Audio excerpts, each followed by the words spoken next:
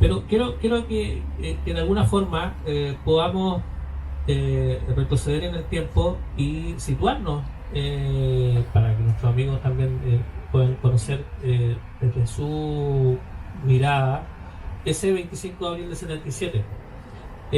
Yo sé que ustedes lo dicen en el libro, porque estos 7 puntos, estos 7 situaciones que ocurren para que usted tuviera esa madrugada ahí en la Pampa de Ucuma.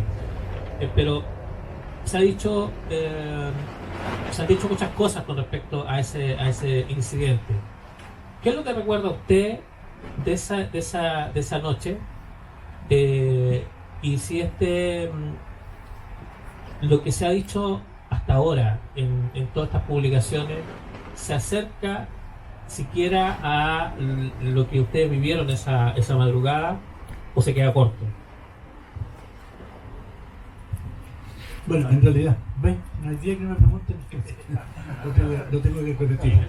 Así que no tengo problema en repetir los detalles. Bueno, muchas cosas se han alejado mucho de la verdad. Mucho. Extremadamente lejos. Y otras son realmente reales y gente con mucha madurez han entendido el momento. Ahora, siempre digo yo que para saber cuando a alguien le duelen los callos, hay que estar en los zapatos de la persona. Podemos dar muchos consejos para el dolor de callos, pero la persona que tiene el dolor, él sufre el dolor. El problema lo tiene usted, lo tengo yo personalmente. Podemos aconsejar y dar muchas fórmulas y remedios, pero el problema lo tiene uno. Así que estar en los zapatos de lo que nosotros tuvimos fue tremendo. Realmente yo considero de que lo vivido fue extremadamente terrorífico, esa es la palabra. Como soldados, yo ya llevaba, no eran muchos años que llevaba tampoco, llevaba un par de años nomás, como instructor de ejército en la montaña, preparado por un par de años para enfrentar muchas situaciones. Estábamos a punto de tener guerra y gracias a Dios no ocurrió con Perú, el año 75. El sur de Chile no se enteró de esta situación. Los del norte sabían que tan grave era. Como ocurrió el 78, los del norte lo sabían, pero me tocó estar a mí también. Yo fui lado. Pensé que me escapaba de la guerra de Perú y me fui para el sur y me encontré con la guerra con Argentina. Preguerra le llamo yo, vientos de guerra, que ahí nombro un poco en el libro, donde estuvimos a punto de tener actos bélicos. Por lo tanto, estábamos preparados para estas cosas, a morir, como dicen los lolos, estábamos preparados para morir, la verdad. Yo estaba preparado para morir, para defender a mi patria, no estaba para defender a ninguna categoría especial del país, ni política, ni etnia, sino yo defendía a Chile. Mi vida estaba allá para salvar Chile de cualquier cosa. Con precarias, estábamos muy precarios, estábamos muy mal preparados en ese tiempo. Detalle lo doy en el libro también. Y por lo tanto, pero antes el fenómeno que nos ocurrió, por eso digo yo, el fenómeno ocurrió, eso quiero que claro por favor. El fenómeno paranormal ocurrió. Estuve mirando, el museo nunca lo he visto, y hay dos figuras solamente ahí, dos figuras que son más o menos se parecen un poco, la de blanco y negro, que está debajo de las luces. ¿Ustedes se fijan ahí? ¿Ustedes está ahí? Hay en la tercera fila de aquí para allá, 1, 2, 3, 4, la quinta y la sexta figura son más o menos la forma ovalada del fenómeno que nosotros vivimos. Siendo un horario que cambia, ojo que yo al estudiar y al mostrar pruebas, aquí hay un cambio de horario en el fenómeno que ocurre. Lo van a entender. Estando con mi gente, después de las 12 de la noche, Putre apaga las luces a las 12 de la noche, porque tiene un motor. Después de las 12 no hay luz, oscuridad total. Y hay dos caminos, uno que baja de Putre a la caballeriza, que eran 300 caballos, no 3000. Cuando yo la primera vez que hablé, estaba mintiendo. Me dijeron no diga 300 porque los peruanos creen que tenemos 3000 caballos. Teníamos 300, ahora lo puedo decir. Hace tiempo me habrían colgado de un palo. 300 caballos, que eran caballos de guerra preparados para transportar la tropa. Es un infante montado, es un soldado igual que todo, solamente que se mueve. ¿Y por qué el caballo en la montaña? Porque el caballo se mueve más rápido y por ahí dicen donde pasa el viento pasa la caballería. No pasan los tanques, no pasan los camiones, no pasa nadie, pero los de a caballo pasan. Resiste más, el jinete puede estar más tiempo. Por eso estaba el ganado. Y había que cuidarlo, agregarlo y alimentarlo. Y al mismo tiempo, que se dijo muy pocas veces, había un polvorín de una unidad amiga que estábamos cuidando. Así que todos los días una guardia de pesebrera, no una guardia de combate. O sea, no íbamos a la guerra, íbamos a cuidar. Por eso muchos decían, pero ¿cómo? Había un solo fusil o dos, si son militares. No estábamos en guerra, estábamos muy lejos de la frontera. Cero posibilidades de guerra en ese momento. Y si hubiera habido una hostilidad, habríamos tenido todo el tiempo del mundo para ir a la unidad, pertrellarnos, ponernos en el equipo. Por lo tanto, era una guardia pesebrera que alimentaba el ganado y cuidaba y custodiaba un polvorín. Por lo tanto, era un trabajo pesado, entre comillas. Era pesado alimentar el ganado, darle agua todos los días a uno por uno, llevarlo al rebaje, alimentarlo, repartir el pasto, la avena y algunas tareas que nos daban entre comillas y cuidar el polvorín, y no había nada más que hacer. Conversar y cavilar y la mente cuando nos vamos, esa era la conversación con los soldados. Cuando nos vamos, yo les pongo un ejemplo, hoy día tengo ahí un WhatsApp de militares jóvenes que me emociono cuando me llaman y me recuerdan lo que yo hacía, y ni yo me acuerdo ya, donde uno de los temas que tocaban ellos era siempre cuando me voy a ir, y yo les contaba de mi novia, que es mi señora hoy día, y les contaba canciones románticas, y los entretenían, y conversaba. Ese es el tema que estábamos conversando. O sea, nunca estuvimos conversando un tema que hubiéramos dicho estábamos paranoicos, estábamos psicopateados, pensando en nada. Nuestro tema era ese, tomar café en la noche. A las 12 de la noche apagan la luz, por lo tanto, y les digo, hay un camino que baja de Putre hacia arriba y un segundo camino que cruza de Bolivia a Chile por la parte alta, unos 1000 metros de altura, que donde estábamos nosotros se veía cuando pasaban los camiones. De noche las luces y de día se veían, en parte se lograba ver el vehículo, en otras partes no. Cuando estamos en eso, conversando con una fogata, tranquilamente adentro, un soldado con Cristo me llama, Robles, si no recuerdo ya, puedo equivocarme, me parece que es Robles Roja, y me dice, mi cabo grita fuerte. Yo los tenía a distancia de voz, porque cuando no los podía ver, ¿qué significa yo les hablaba? ¿Alguna novedad? No, mira, como no los veía, pero y teníamos santo y seña, por si algo andaba mal, ellos me contaban de otra manera. No, pero era imposible que ahí ocurriera algo. A lo más estábamos preparados si nos venían a controlar. Este era el mayor temor, no era temor que llegaran los bolivianos, los peruanos, los hermanos de al lado a molestarnos, no había ninguna inseguridad de ese tipo.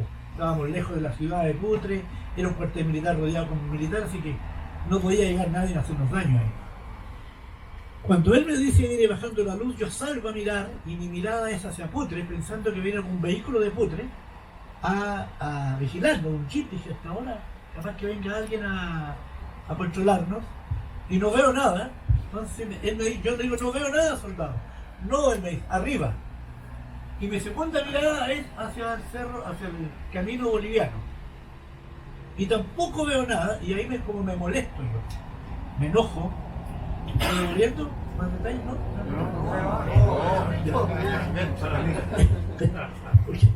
Yo soy detallista, me reclaman los míos, soy detallista. Mi esposa me dice, ya, pero luego cuenta luego lo que hago. Entonces, todas buenas señoras y bueno, acá ya está señora. Y resulta de que me empiezo a molestar yo porque no veo nada y estoy a punto de retarlo en ese tiempo. No voy a repetir lo que le iba a decir. Suave, por supuesto. Y él me dice, yo le digo que no veo nada. Entonces me dice, no, arriba en el cielo, una estrella viene bajando. Entonces ahí recién, en la tercera instancia, yo mi vista la dirijo hacia arriba y ahí me encuentro con esta luz que viene bajando, que venía aumentando de porte, yo no sé porque o se venía acercando o venía inflando, no lo puedo decir. Yo diría que donde se venía acercando. Entonces también me preparo a darle una charla astronómica a los soldados, porque él me dice una estrella. Entonces yo ya me disponía a hacer una cátedra de astronomía para decirle que era una ignorancia, porque una estrella no puede venir bajando, y lo que viene bajando es un meteorito y que se va a desintegrar en cualquier momento. En la medida que estoy haciendo eso y saliendo y mirando, me encuentro que esa cosa no se desintegra. Entonces yo estaba esperando que se desintegrara y ahí yo voy a mi charla. Así me ve, eso es pero no ocurrió. Entonces lo miramos todos y ahí salieron todos a mirar y mirar y salió y se esconde detrás de un cerro frente a nosotros. Cerro a 1500 metros más o menos en distancia militar calculando. Lo novedoso de esto es que al esconderse detrás quedan los destellos de luces hacia arriba. No sé si están viajado de noche de una ciudad a otra y se ve la luz en la ciudad de lejos, se nota, se ve esta es una luz candescente clara hacia arriba, que me indicaba a mí que había un fenómeno al otro lado del cerro. Y ahí mi mente joven, 18, 19 años, 20 años, espíritu español de conquista, digo yo, enséñame un caballo, vamos a ir a mirar. Quiero ser el primero en llegar al otro lado, porque voy a mirar un meteorito por primera vez, porque si no se desintegró, es porque cayó y quedó algo ahí, si hay luz, eso es. Ojo, nunca pensando en un fenómeno extraño, siempre pensando, por lo menos en mi mente, que eso lo que había caído era un meteorito. En un momento dado que yo me doy vuelta, para que sillaran un caballo para ahí y decirle a un soldado, tú me acompañas, no sé si uno o dos, para ir, porque yo conocía el recorrido, ya me imaginé la vuelta que me iba a dar, todo, ¿verdad? Y alcanzo a ir y volver, dije yo, cuando un soldado me grita acá, un grito fuerte, grande, acá, me dice, yo me doy vuelta y cuando yo me doy vuelta, frente a nosotros a 500 metros está la luz ovalada como ese objeto externo, luminoso como una luz violácea, potente, que ilumina el accidente geográfico del terreno. ¿Qué significa eso? Que de noche no veía ni la pica, ni la piedra, ni el palo, ni el cerrito, pero en ese momento yo podía ver completamente, y justamente había un vaso, un estrecho de unos 500 metros parejo hacia allá. No parejo, pero tenía sus morritos, pero se veía completo. Y eso nos asustó, por supuesto. Pero hay algo importante, nunca dejó de desaparecer los destellos de lo que estaba resultando. Entonces para mí siempre hubieron dos cosas. No fue uno, fueron dos cosas que aparecieron. El que cayó y el otro, y un soldado me dice, después conversando con ellos, como durante 20 días que alcancé con ellos muy poco, pues ya no los vi más. Uno de ellos decía que la luz había bajado de allá, el que la vio él cuando se posó, salió de allá. A mí no me consta. Para decir si soy veraz en lo que ellos dicen, yo debo creerle, pero yo no lo vi. No, yo no lo vi. Cuando ya me di vuelta estaba frente a mí, violancia, y ahí se produce toda la historia del pánico de lo que ocurre, qué es lo que era, qué es lo que es. Yo practicando la jerga militar, intentando ser un militar, gritaba, identifíquense, me sentía ridículo. Sabía que lo que tenía al frente no me iba a contestar, intuía que no. En el nombre de Dios recurría al Supremo y dije, lo más grande que pueda tener se lo echo a la luz. En el nombre de Dios identifiquen quiénes son. Nada. Cuando queríamos, estamos dentro de una pirca, un espacio como estas dos murallas cerradas con piedra, una encima de otra, un techo de lata y un portal de unos 2 metros de ancho donde uno podía entrar y salir. Estábamos cobijados para la noche, para el frío. Ese era nuestro refugio. Piedra por los lados, hoyo por todos lados y techo. Y cuando queríamos salir, esa luz se intensificaba. No sé si se agrandaba, pero la luz era tan potente que no nos dejaba ver. La verdad nos empezamos a asustar. Porque ya empezamos a ver, me preguntaban los soldados, ¿qué es lo que era? Yo era el comandante de la patrulla, el jefe tenía que dar respuesta en ese momento, pero estaba mucho más asustado que ellos. ¿Qué es lo que era? Y cada uno, en un momento dado hubo tal tensión que ya algunos rompieron en llanto, algunos rezando la Ave María, cada uno en su credo tal vez, ¿no es cierto?,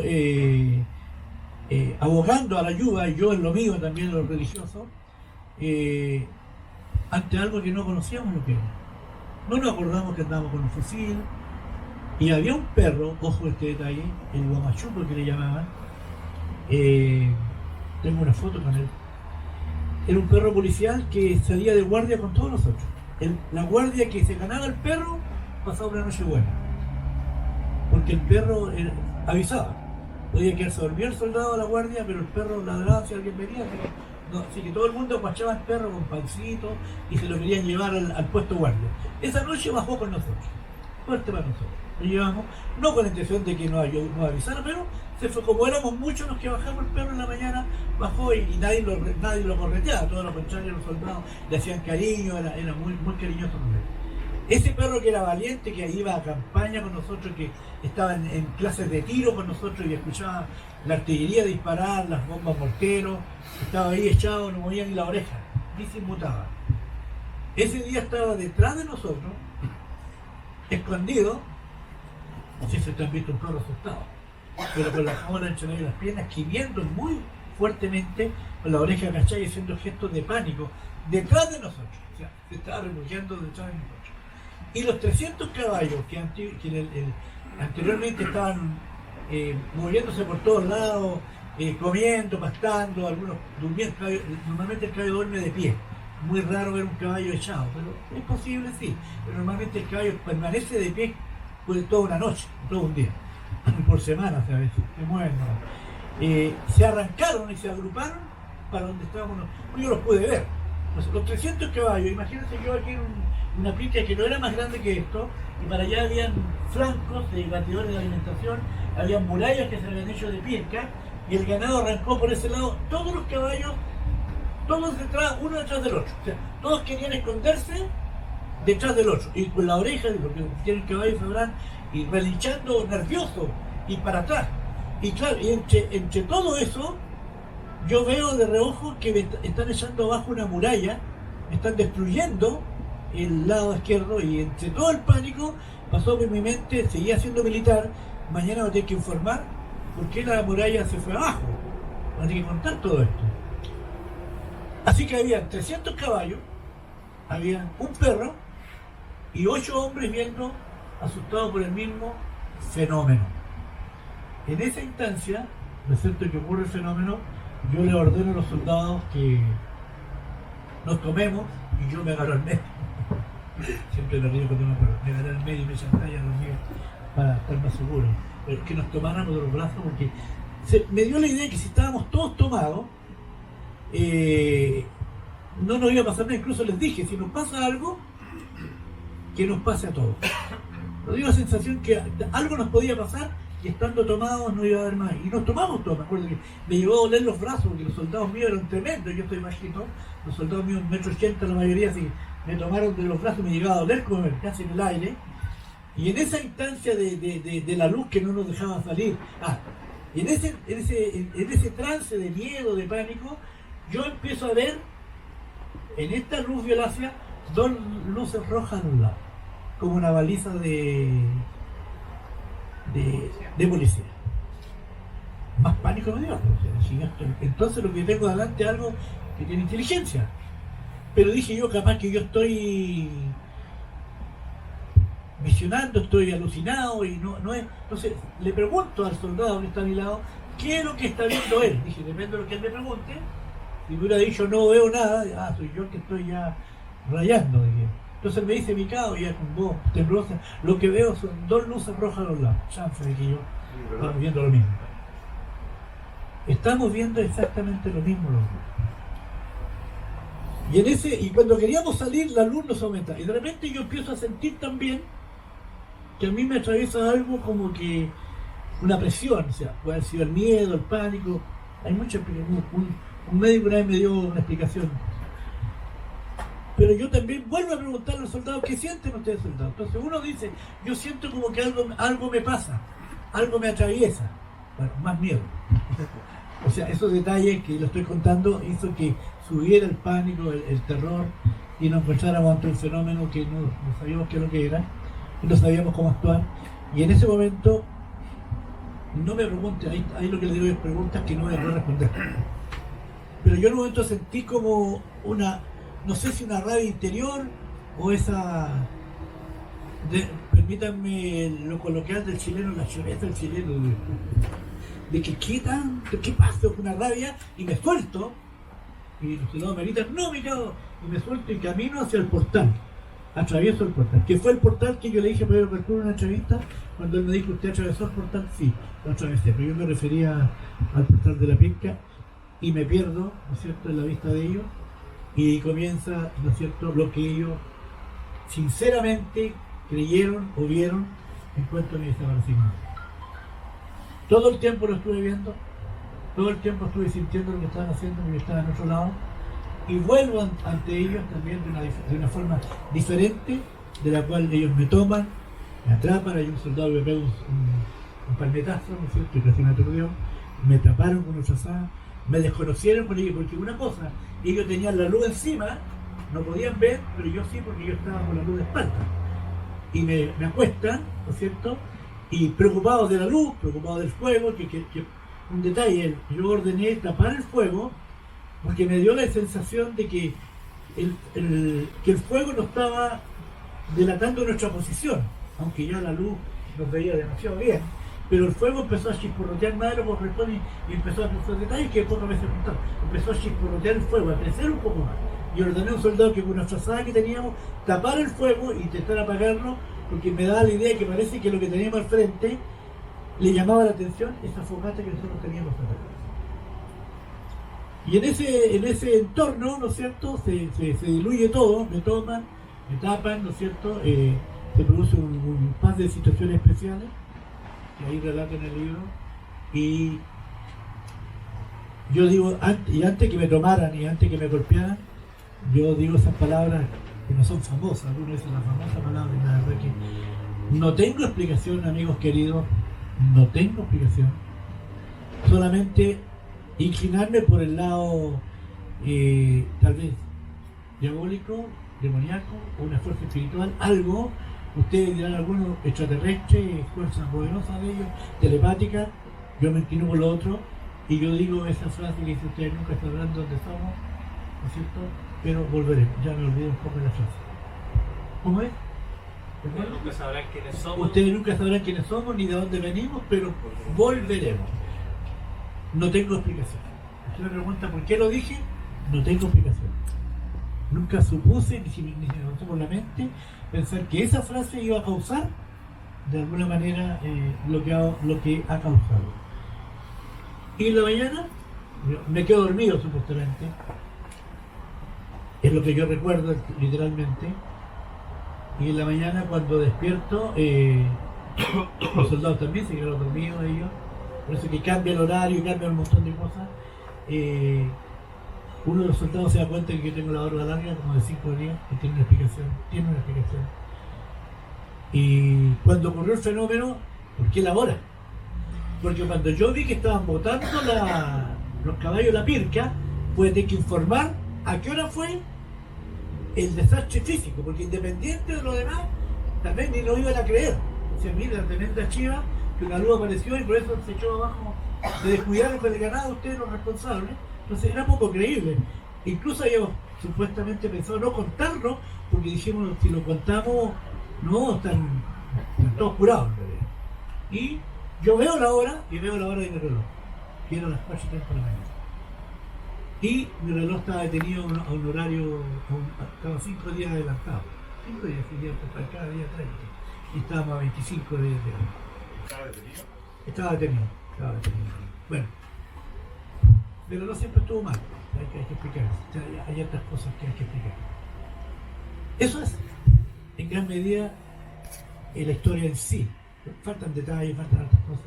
Aquí yo intento prolijamente, detalle por detalle, dar a entender y contar cuáles fueron los hechos, dónde estuve esos 15 minutos y qué pasó, por qué yo no estaba viendo y cómo volví, y qué estaba haciendo, qué fui a hacer.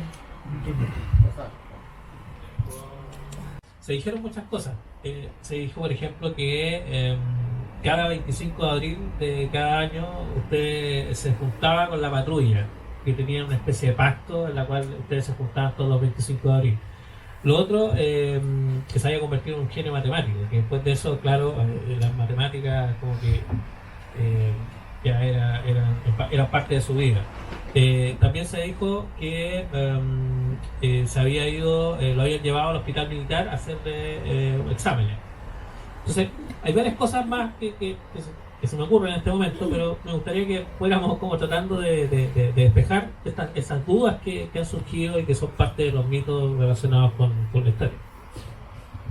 Yo pienso que eso de los 25, que cada 25 nace también, y para que ustedes se den cuenta cuando corre un rumor y alguien toma un poco aquí y no escucha bien, y no sabe la fuente, y lo comenta, y sabemos, lo he practicado en muchas reuniones con personas, y hacemos ese juego de que uno empieza una historia y la va transmitiendo, y al final llega la risa como llega el cuento, le llega totalmente distorsionado. Lo que sí ocurrió que mi patrulla, más el periodista Araneda que estaba allá, que fue el que hizo explosar esto, esperaron la fecha del 25 que venía, y fueron, incluso al otro día, sacando cuenta que habían 5 días de adelanto, entonces 5 días más vienen, la hora y la fecha, y fueron al mismo lugar a hacer vigilia en la noche con los soldados. Yo no quise ir. Sencillamente no quise ir. Sentí que no cabía, y no creía que iba a aparecer nada, y supuestamente así fue. Esperaron, sacaron fotos, miraron, fueron al lugar, por ahí después con el tiempo volvieron a ir, y alguien por ahí apareció que habían encontrado un metal, una cosa muy extraña, y la tuvo un periodista de diario Estrella que murió y él guardó el pedacito, y como él murió y lo guardó, nunca más se supo dónde está el pedacito que se iba a investigar. De ahí nace tal vez el mito de que yo, especialmente yo, nunca me he reunido con los soldados. Yo habré estado 20 días más con ellos y después no los vi nunca más, salvo después con los años, por teléfono, alguno que otro. Y este último tiempo, en base a todo esto, más de alguno me ha llamado y hemos conversado. Pero no, es un mito, Que soy genio matemático, ojalá. 2 por 2, 5. También, yo he estado en reuniones, créanme, han habido reuniones de mi casa, cuando yo estaba sentado, igual que usted ahí, con un gorro, con una bufanda, y nadie me ha conocido, y me he dado el trabajo, la templanza de estar y escuchar todo lo que se diga, buenas y malas y barbaridades, cosas, y no me he parado ni siquiera a discutir, no es así, solamente me gustó escuchar, en muchas ocasiones. Así que mito también. Tuve una hija que se enfermó a los 5 años, que fue el motivo del cambio de mi vida, a los 5 o 6 años después del fenómeno, la cual tenía una enfermedad muy extraña a nivel nacional, y se curó, gracias al Señor. Bueno, y ahí se corrió la voz y empezaron a llegarme cientos de cartas a mi casa. Podría haber sido rico yo haber sido profeta, porque me llegaban cartas que por favor yo orara y sanara a su hija que tenía cáncer. Me llegó a asustar. Nos asustamos con mi señora porque con mucha pena, porque había gente que realmente creía y pensaba de que a mi hija le habían sanado los extraterrestres y que yo tenía un poder especial. Han ocurrido cosas por ahí también extrañas, anexas al caso también. Así que no soy genio matemático ni tengo ninguna. ¿Cuál es la tercera? Ya. Me da risa algunas cosas. Me mandaron a Santiago al Hospital Meta.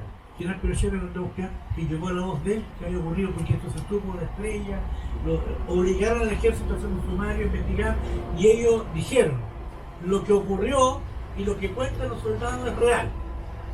Porque el fenómeno está. El ejército nos dijo, al cabo Valdés se lo llevaron los extraterrestres.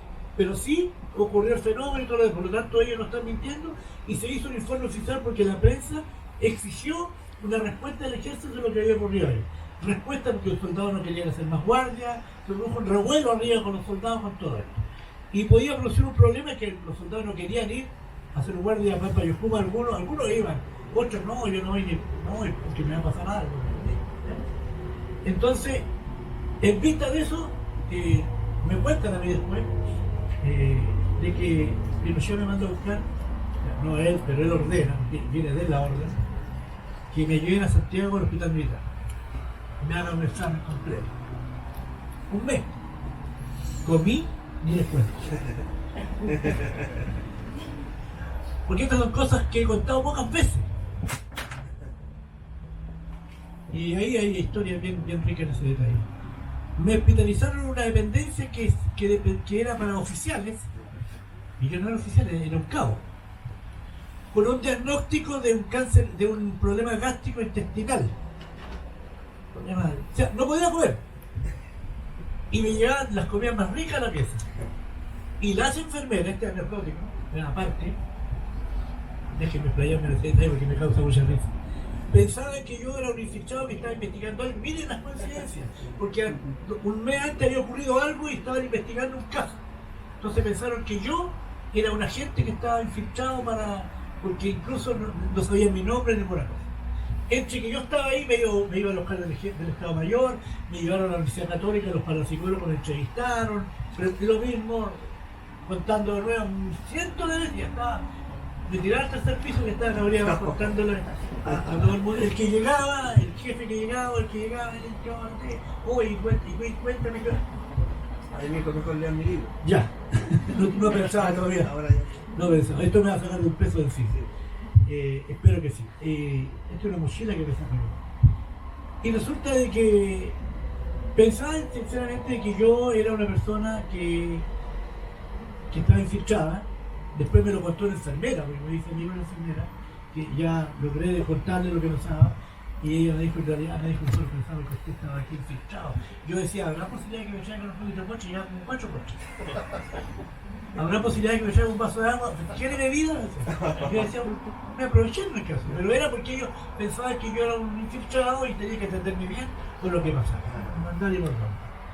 Y me hicieron un examen, me hicieron dormir. Tuvieron 24 horas, un médico que iba a 24 horas sin dormir para hacerme un electroencefalograma. 45 años atrás, que era poco común, ponerle un montón de cables aquí arriba para poder ver la actividad cerebral. Al mes siguiente, y me llevaron, no sé si era psiquiatra o psicólogo, y siempre me da risa esto, que un psiquiatra o psicólogo que perdón. Pero me muestra la famosa que se llama el examen que le dan vuelta y va a ser una mariposa, y me decía, ¿qué ve ahí?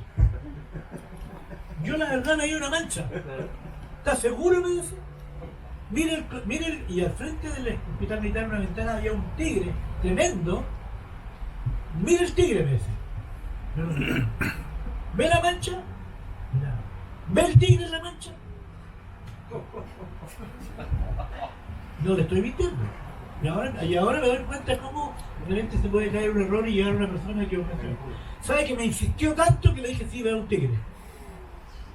La verdad.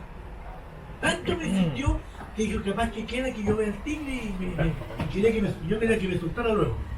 Como 4 veces me llevaron a hacer lo mismo. ¿Ve usted esto? Y lo echaban, ve.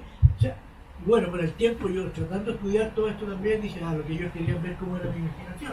Seguramente para ver si yo era capaz de imaginarme cosas y mi mente era evolucionada en imaginarme y lo que yo vi era mi imaginación. Seguramente fue por eso. Y me dieron de alta y mi padre, que murió el 14 de septiembre, y mi viejo, está con el señor ahora, me dijo, ahora tenés que aprovechar, pues, me dijo, que te trasladen Barcelona. Dile que no podía estar allá, que tenés miedo de estar allá. A mí no se me había ocurrido, yo quería volver a Puche, quería volver normal. Y dije tuve una entrevista con un general, otra anécdota nomás, y le dije, mi general, le dije, no quiero volver, pero ¿por qué? Y me dijo, no, dije, imagínese, voy a salir a patrullar con hombres, y se van a asustar, y van a dar una luz, van a pensar que vienen de nuevo, y se van a arrancar de clase y mejor, y me van a molestar mejor. Tenés razón, me dijo Sopa, en un mes salí trasladado a Temuco, a Concepción primero, al guía de Concepción. Me equivoqué porque en Temuco había ganado y yo podía haber ido para allá, pensé que no había y pedí guía de Concepción que había ganado.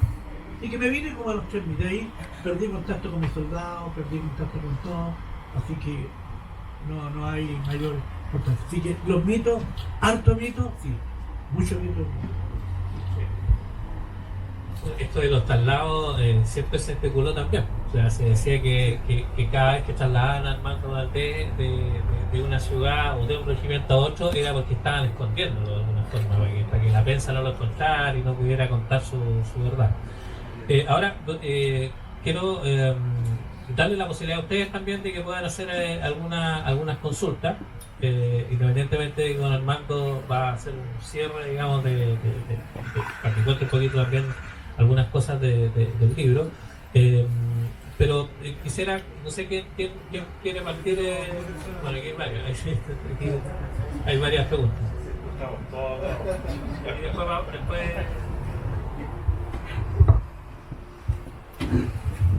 Hola, ¿qué tal? Por acá Nelson Villegas. He vivido experiencias similares a la suya, pero a mí sí que me dejaron un don entre comillas. Pero independiente de eso, quería hacerle dos consultas. Una, si sufrió la parálisis del sueño durante la experiencia que tuvo, y lo otro, si le quedó algún tipo de marca en su cuerpo después de esa experiencia. Cuando tú, ¿me escuchan acá? sí. Cuando tú dices parálisis del sueño, ¿a qué te refieres? Que no se podía mover, solamente pensar, quedó estático así, No, como tieso, así, contra su voluntad. no tenía idea que era eso, pero si tú me preguntas, Yo creo que cuando sí, por ocurrió lo el que dijo. fenómeno, quedamos paralizados, si así se le llama, sí, podría ser, Sí. pero no me consta, o sea, nos quedamos paralizados de miedo, o sea, Sí. no nos podíamos mover, ¿no? Claro. Consciente y mirando y sintiendo. Es que cuando usted dijo que en un momento quedó, como que tuvo una energía que lo traspasó, dijo, había sentido como, no sé si una rabia o como el roto chileno que dije, ¿cierto? Yo creo que ahí usted sufrió la parálisis del sueño.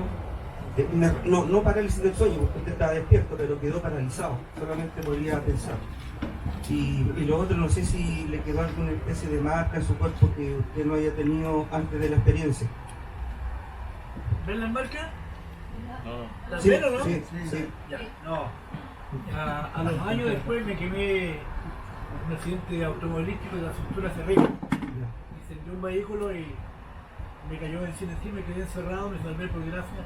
Tuve 7 meses, 20 días en la UCI y 7 meses en Santiago hospitalizado, con injertos en varias partes, la oreja también.